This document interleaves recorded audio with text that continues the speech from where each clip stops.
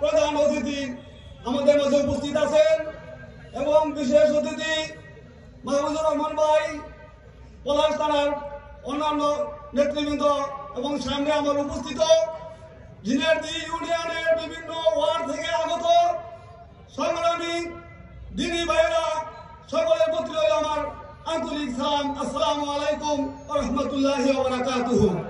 আপনারা জানেন, যারা এই 17 বছর ক্ষমতার আসনে বসেছিল তাদের একটাই প্রতিবাদ যে তারা ক্ষমতার বাইরে থাকলে তারা গণতন্ত্রের জিকির করে আবার যখন তারা ক্ষমতায় আসে তখন তারা স্বৈরাচার হয়ে যায়। তারা একদলীয় শাসন কায়েম করে এই বাংলাদেশকে তারা আস্থা বুঝে পাঠাতে চায়।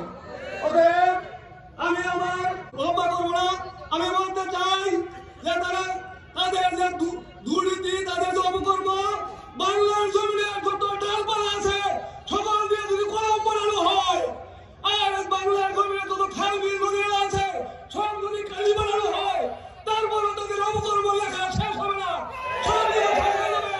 তাদের দুর্নীতি, তাদের অত্যাচার লেখা শেষ হবে না। অতএব বাংলাদেশ জামাত ইসলামী চাচ্ছে বাংলাদেশকে একটি সুখী সমৃদ্ধশালী কল্যাণ রাষ্ট্র হিসেবে গড়ে তোলার জন্য।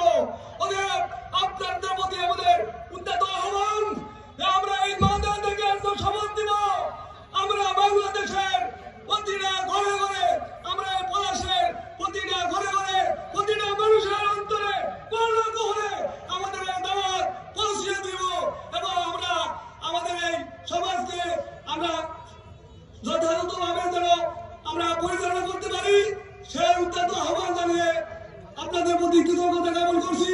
বিভিন্ন এলাকা থেকে আপনারা আসছেন এবং আপনাদের ধন্যবাদ জানাই এবং ভবিষ্যতে আমাদের